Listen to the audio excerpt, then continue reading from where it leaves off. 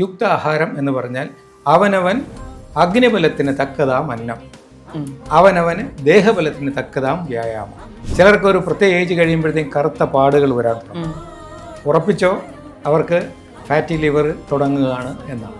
അനുഭവസ്ഥനായ ഒരു ഡോക്ടറോ ഒരു വൈദ്യനോ ഒരു യോഗിയോ ഇവരുടെ ലക്ഷണങ്ങൾ വെച്ചിട്ട് 50% കാര്യങ്ങൾ ഗ്രഹിക്കും. എന്ത് തിന്നാലും ഒരു പ്രശ്നമില്ലാത്ത ഒരുപാട് പേരെ എനിക്കറിയാം. അതെ അതെ, വണ്ണവും വെക്കില്ല, അസുഖവും വരില്ല. ആണ്. ഞാൻ 1/2 കിലോ 500 ഗ്രാം ബീഫ് ഒരു ദിവസം കഴിക്കുന്ന കാലഘട്ടം ഉണ്ടായിരുന്നു. യെസ്. കാരണം ഒരു 24-25 വയസ്സായപ്പോൾ ബീഫ് കഴിച്ചാൽ ഉടനെ തന്നെ ദേഹം ചൊറിയാൻ തുടങ്ങി. അപ്പോൾ ശരീരം പറഞ്ഞതേ നിന്റെ കപ്പാസിറ്റി, ഇത് ദഹിപ്പിക്കാനുള്ള കപ്പാസിറ്റി കഴിഞ്ഞു, so don't put it inside. അന്നത് യുക്തമായിരുന്നു, ഇന്നത് വിരുദ്ധമാണ്. വിലയേതാ ശരി? അവനവനെ കുറിച്ച് ഒരു ബോധം വേണം. അതിനാണ് അവബോധം അഥവാ തിരിച്ചറിവ് എന്ന് പറയുന്നത്. നമ്മൾ പുറത്തുള്ള കാര്യങ്ങൾ കാണുന്നുണ്ട്, പുറത്തുള്ളത് കേൾക്കുന്നുണ്ട്, മണക്കുന്നുണ്ട്, രുചിക്കുന്നുണ്ട്, സ്പർശിക്കുന്നുണ്ട്. എന്നാൽ ഈ പുറത്തുള്ള കാര്യം കാണുന്ന കണ്ണിൻ്റെ ആരോഗ്യത്തെക്കുറിച്ച് നമുക്ക് എന്തറിയാം? ആ തിരിച്ചറിവ് വളർത്താനാണ് നമുക്ക് പാരമ്പര്യമായി തറയിലിരുന്ന് രാമനാമം ജപിക്കാനോ എന്തെങ്കിലും ചെയ്ത് പ്രാർത്ഥിക്കാൻ പറഞ്ഞത്. അത് നമുക്ക് മിസ്സാകുന്നതാണ് നമ്മുടെ ഏറ്റവും വലിയ അബദ്ധം. അബാക് മീഡിയയിൽ ഇന്ന് നമ്മോടൊപ്പം അതിഥിയായിട്ടുള്ളത് ഗുരു യോഗി ശിവനാണ്. നമസ്കാരം. നമസ്തേ. വിരുദ്ധാഹാരം കഴിക്കുക. ഇപ്പോൾ പണ്ട് വീട്ടിലൊക്കെ തൈരും മീനും കഴിക്കുകയാണെങ്കിൽ അമ്മ പറയും വിരുദ്ധാഹാരം കഴിക്കരുത്, വെള്ളപ്പാണ്ട് വരും എന്നിങ്ങനെ പറയും. പക്ഷെ അതിനുശേഷം ഇപ്പോൾ 10-28 വർഷമായി ഇതൊക്കെ കഴിച്ചിട്ടും പ്രത്യേകിച്ച് പ്രശ്നമൊന്നും കാണുന്ന കാഴ്ചയിൽ ഉണ്ടായിട്ടില്ല. ശരിക്കും വിരുദ്ധാഹാരം കഴിക്കുന്നതുകൊണ്ട് പ്രശ്നം ഉണ്ടാവാറുണ്ടോ? ഒന്നും ആത്യന്തികമായി ശരിയുമല്ല തെറ്റുമല്ല, എല്ലാം കണ്ടീഷണലാണ്, റിലേറ്റീവ്. എല്ലാം റിലേറ്റീവാണ്. ഇപ്പോൾ എനിക്ക് അറിയാവുന്ന ഒരു തെങ്ങ് കയറ്റക്കാരനുണ്ട്. കുഞ്ഞിലെ എനിക്ക് ഒബ്സർവേഷൻ വളരെ കൂടുതലാണ്. അപ്പോൾ ഇയാൾ കുരങ്ങ് കയറുന്ന പോലെ കയറും. ഞാൻ അയാൾ കയറുന്ന അതേ താളത്തിൽ തെങ്ങിൽ വലിഞ്ഞ് കയറാൻ ശ്രമിച്ചിട്ടുണ്ട്. നെഞ്ചൊക്കെ ഉരഞ്ഞൊരു പരുവമായിട്ടുണ്ട്. അപ്പോൾ കുട്ടിയിലെ അയാൾ ആഹാരം കഴിക്കുന്നത് വളരെ കൗതുകത്തോടെ നോക്കി നിൽക്കുമായിരുന്നു. അവിടെ ഈ പൊറോട്ട ഇറച്ചി കിട്ടുന്ന 2-3 കടകളുണ്ട് നമ്മുടെ ഗ്രാമത്തിൽ. അപ്പോൾ ഇയാൾ അവിടെ അങ്ങോട്ട് ചെല്ലുന്നു. രാവിലെ വരും, അതിരാവിലെയാണ് വന്ന് തെങ്ങ് കയറുന്നത്. ഏട്ടൊരു 10 മണിയാകുമ്പോൾ തെങ്ങ് കയറിയിട്ട് പിന്നെ കുളത്തിൽ പോയിന്ന് കുളിച്ച് ഒരു തോർത്തുമൊക്കെ ഇട്ട്, എനിക്ക് ഇന്നും നല്ല ഓർമ്മയുണ്ട്. ഇങ്ങനെ വരും, ആ ബോഡിയൊക്കെ ഇരിക്കുന്നത് നല്ല എന്താണ് ഈ കൊത്തിവെച്ച ഇതുപോലെയാണ് ഇരിക്കുന്നത്. എന്നിട്ട് വന്ന് കടയിൽ ഇങ്ങനെ ഇരിക്കുന്നു, ഒരു ഇല എടുത്തിടും, ഒരു 5 പൊറോട്ടയോളം എടുത്തിടും. ഈ 2 കൈയും കൊണ്ട് ഇങ്ങനെ പെരുക്കും, കുറേ ബീഫ് കോരിയിടും. എന്നിട്ട് അതിങ്ങനെ ചോറ് കഴിക്കുന്ന കണക്കാണ് പുള്ളി കഴിക്കുന്നത്. എന്തേ?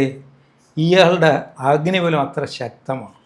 ഇതിനകത്ത് ആസിഡ് ഒഴിച്ചാലും അത് കത്തിപ്പോവും, ഇരുമ്പ് വിഴുങ്ങിയാലും ചിലപ്പോൾ അത് കത്തും. അത്ര അഭ്യാസബലം അഗ്നിബലം ഉള്ളതുകൊണ്ടാണ്.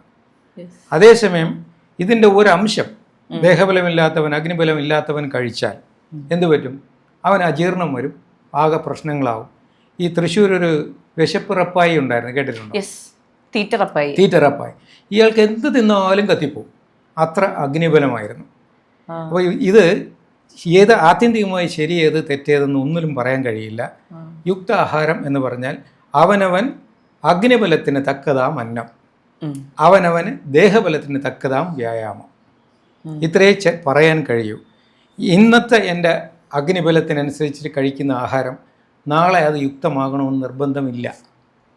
പിന്നെ നേരത്തെ പറയും വിരുദ്ധ ആഹാരം, ഈ തൈരും മീനും ഒക്കെ ചേർത്ത് കഴിച്ചാൽ വെള്ളപ്പാണ്ട് വരുമെന്ന് പറയുന്നതിൻ്റെ അടിസ്ഥാന ഘടകം നമുക്ക് ദഹിപ്പിക്കാൻ കഴിയാത്ത ആഹാരം ഉള്ളിൽ വരുമ്പോൾ അതിങ്ങനെ പുളിച്ച് തികട്ടും, അത് കത്തിപ്പോവില്ല. ഈ നമ്മുടെ ഉള്ളിൽ ഇപ്പോൾ ഒരു മാങ്ങ പോലും നമ്മൾ വായിൽ വെച്ച് ചവച്ച് അരച്ച് കഴിച്ചങ്ങ് ഇറക്കിയാൽ നമ്മുടെ വായിലുള്ള ദഹനരസവുമായി ചേർന്ന് കഴിഞ്ഞാൽ അതിൻ്റെ നിറവും മണവും എല്ലാം മാറും. ഇത് ഉള്ളിൽ പോയിട്ട് ഇച്ചിരി ആസിഡുമായി ചേർന്ന് ഛർദ്ദിച്ചാൽ നമുക്ക് പോലും ഇഷ്ടപ്പെടില്ല അത്.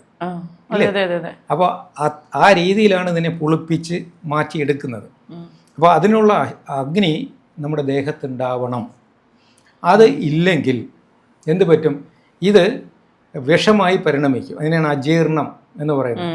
ആമം എന്ന് പറയും, ആമാശയം എന്നല്ലേ പറയുന്നത്. ആമം എന്ന് പറഞ്ഞാൽ ദഹിപ്പിക്കാൻ എടുക്കുന്ന സ്ഥലത്തെയാണ് ശ്രീ ആമാശയം എന്ന് പറയുന്നത്. ആമം വായുവാണ്, വായുവിൻ്റെ ആ ദഹിപ്പിക്കാനുള്ള ശക്തിയാണ്.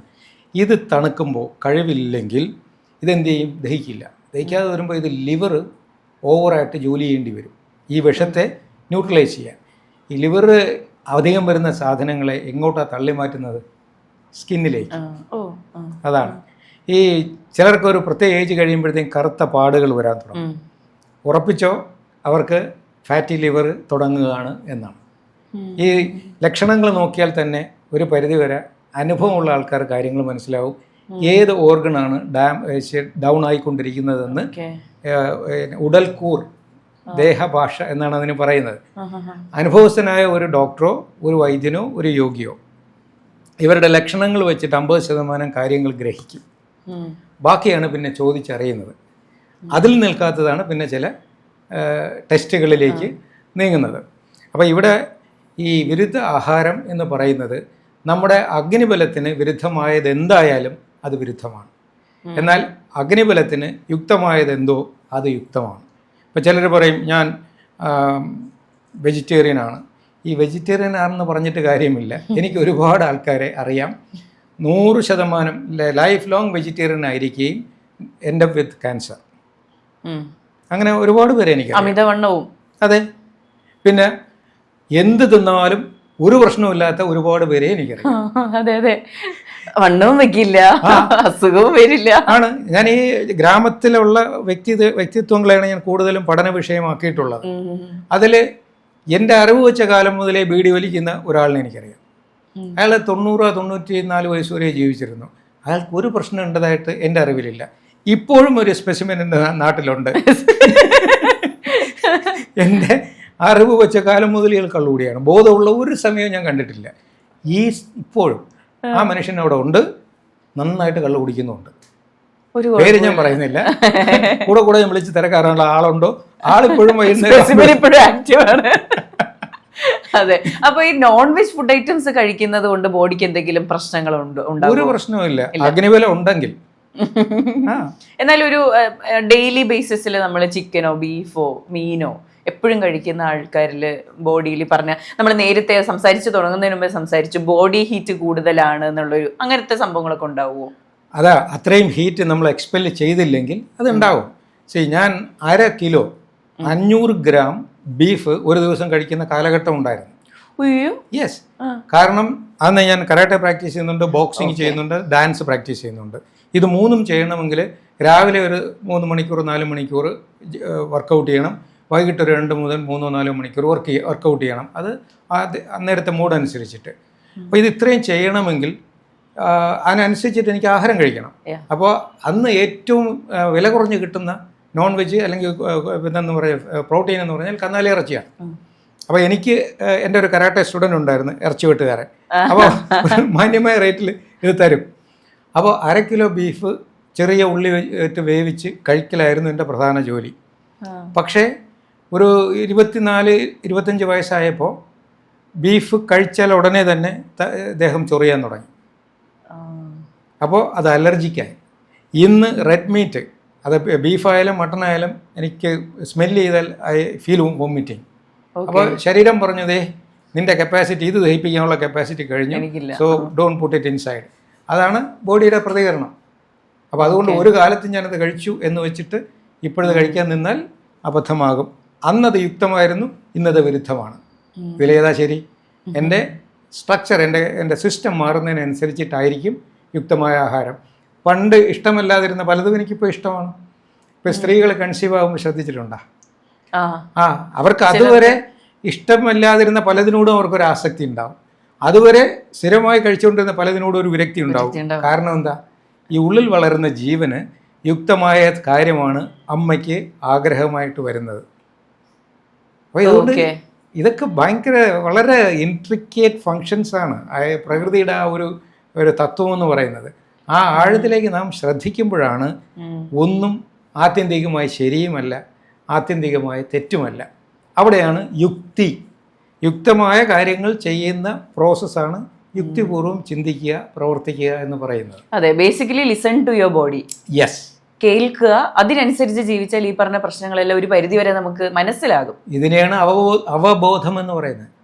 അവനവനെ കുറിച്ച് ഒരു ബോധം വേണം. അതിനാണ് അവബോധം അഥവാ തിരിച്ചറിവ് എന്ന് പറയുന്നത്. ദേഷ്യം വരുമ്പോൾ പറയില്ലേ, മണ്ടത്തരം കാണിക്കുന്ന എടാ തിരിച്ചറിവ് വേണം എന്ന് പറയുന്നില്ലേ? What is that? നമ്മൾ പുറത്തുള്ള കാര്യങ്ങൾ കാണുന്നുണ്ട്, പുറത്തുള്ളത് കേൾക്കുന്നുണ്ട്, മണക്കുന്നുണ്ട്, രുചിക്കുന്നുണ്ട്, സ്പർശിക്കുന്നുണ്ട്. എന്നാൽ ഈ പുറത്തുള്ള കാര്യം കാണുന്ന കണ്ണിൻ്റെ ആരോഗ്യത്തെക്കുറിച്ച് നമുക്ക് എന്തറിയാം? അതൊരു ഒഫ്താൽമോളജിസ്റ്റ്, ഒരു ഡോക്ടർ പറയുന്ന കാര്യങ്ങളെ നമുക്കറിയാൻ പറ്റും. ചെവിയോ ENT പറയണം, മൂക്കിൻ്റെ ENT പറയണം, തൊണ്ട ENT പറയണം. ഇവിടെ ഡോക്ടർമാർക്ക് പറയുന്നതിന് പരിമിതിയുണ്ട്. പക്ഷേ ഈ ഇന്ദ്രിയങ്ങളെ തന്നിലേക്ക് തിരിച്ച് ഒരു 10-24 മിനിറ്റ് ഒരു ദിവസം വന്ന് വെറുതെ ഇരുന്ന് പ്രാക്ടീസ് ചെയ്താൽ ഈ ആ ഓർഗൻസ് തന്നെ ഉള്ളിൽ നിന്നൊരു അറിവ് തരും. ഇന്ദ്രിയങ്ങൾ അകത്തേക്ക് തിരിഞ്ഞുള്ളൊരറിവ്, അതിനെയാണ് തിരിച്ചറിവ്. ആ തിരിച്ചറിവ് വളർത്താനാണ് നമുക്ക് പാരമ്പര്യമായി തറയിലിരുന്ന് രാമനാമം ജപിക്കാനോ എന്തെങ്കിലും ചെയ്ത് പ്രാർത്ഥിക്കാൻ പറഞ്ഞത്. അത് നമുക്ക് മിസ്സാകുന്നതാണ് നമ്മുടെ ഏറ്റവും വലിയ അബദ്ധം. അതെ, പണ്ടും പള്ളികളിലൊക്കെ തറയിലിരുന്നാണ് പ്രാർത്ഥന. ഇപ്പൊ കുറച്ച് ഹൈടെക് ആയപ്പോ എല്ലാ കസേരകളായി. വ്യത്യാസം വന്നിട്ടുണ്ട്. ഈ പള്ളിയിലായാലും അമ്പലത്തിലായാലും ഏത് ആരാധനാലയത്തിലായാലും പഴയ വീടുകളിൽ പോലും തറയിൽ ചമ്രം പടഞ്ഞിരുന്നാണ് അവർ കാര്യങ്ങൾ പറഞ്ഞിരുന്നത്. ഈവൻ കുക്ക് ചെയ്യുന്നത് പോലും പഴയ അടുപ്പ് ശ്രദ്ധിച്ചിട്ടുണ്ടാകും, അത് തറയിലാണ് വെക്കുന്നത്. അവിടെ ഒന്നുകിൽ കുന്തിച്ചിരിക്കണം, അല്ലെങ്കിൽ ചമ്രം പടഞ്ഞിരിക്കണം, എന്നിട്ടാണ് അത് കുക്ക് ചെയ്യേണ്ടി വരിക. അങ്ങനെ വരുമ്പോൾ യഥാർത്ഥത്തിൽ അത് നല്ലൊരു ആസനമാണ്. ഈ കുക്കുടാസനം എന്നൊരു ആസനമുണ്ട്. അത് പ്രാക്ടീസ് ചെയ്ത് ഔഷധ രൂപത്തിൽ പ്രാക്ടീസ് ചെയ്താൽ പൈൽസ് എന്ന് പറയുന്ന പരിപാടി ആ ആൾ ഉണ്ടാവില്ല, മുട്ടുവേദന അയാൾക്ക് ഉണ്ടാവില്ല, അത് ഉറപ്പാണ്. ഈ കോബ്ലർ പോസ്റ്റ് എന്ന് പറയും, നമ്മൾ എന്താണല്ലേ തറയിലിരുന്ന് ഇരുമ്പ് പണി സ്വർണ്ണപ്പണിക്കാരൊക്കെ ഇരിക്കുന്നത് കണ്ടിട്ടുണ്ട്. അതുമല്ല ഈ തോൽ പണിക്കാർ, അതാണ് കോബ്ലർ. ഈ തോല് വെച്ച് ചെരുപ്പുണ്ടാക്കുന്ന അവരിരുന്നിട്ട് കാല് വെച്ച് ഇങ്ങനെ ചവിട്ടി പിടിച്ചിട്ടാണ് ഓരോന്നും ചെയ്യുന്നത്. അവരുടെ മുട്ടും ഇടുപ്പൊക്കെ ഇങ്ങനെ പതഞ്ഞിരിക്കുന്നത് കാണാം. ഇവർക്ക് എങ്ങനെയാ ഈ നീ റീപ്ലേസ്മെൻറ്റും ഹിപ്പ് റീപ്ലേസ്മെൻറ്റിൻ്റെ ആവശ്യം വരിക? അപ്പോൾ തൊഴിലും ആസനവും ചേർത്ത് വച്ചിരിക്കുന്നു, ജീവിതചര്യയും ആസനങ്ങൾ ഔഷധ രൂപത്തിൽ ചേർത്ത് വച്ചിരിക്കുന്നു. അപ്പോൾ ഇതൊന്നും ചെയ്യാത്തവൻ നീ എഴുതുന്നവനാണോ? തറയിലിരുന്ന് എഴുതൂ. പഴയ ഗുരുക്കന്മാരുടെ പടവ് കണ്ടിട്ടില്ലേ? ഒരു ചെറിയ പലക വെച്ചിട്ട് അതിൽ താഴെ ഇരുന്നിട്ട് ആ പലകയിൽ വെച്ചിട്ടാണ് അവൻ എഴുതുന്നത്. ചിന്തിക്കാനിരിക്കുന്നത്, വാദിക്കാനിരിക്കുന്നത് വീരാസനത്തിലാണ്. അപ്പോൾ അവൻ്റെ ബുദ്ധി ഭയങ്കരമായിട്ട് വികസിക്കും. അപ്പോൾ ആസനങ്ങളെ ഔഷധങ്ങളായി ഉപയോഗിച്ചിരുന്നു. ഇതെല്ലാം മാറിയിട്ട് രാജാവ് ഇതിലല്ലേ, സിംഹാസനത്തിലല്ലേ ഇരിക്കുന്നത്, ഷോ കാണിക്കാൻ. അതുകൊണ്ട് എല്ലാവരും ഭാവിയിൽ രാജാക്കന്മാരായി, പ്രജകളാകാൻ മറന്നുപോയി. അവിടെയാണ് ഈ പ്രശ്നം. രാജാവിനെന്നും പ്രശ്നങ്ങളാണല്ലോ, അതാണ് ഇന്നത്തെ ആൾക്കാർക്കും എന്നും പ്രശ്നങ്ങൾ.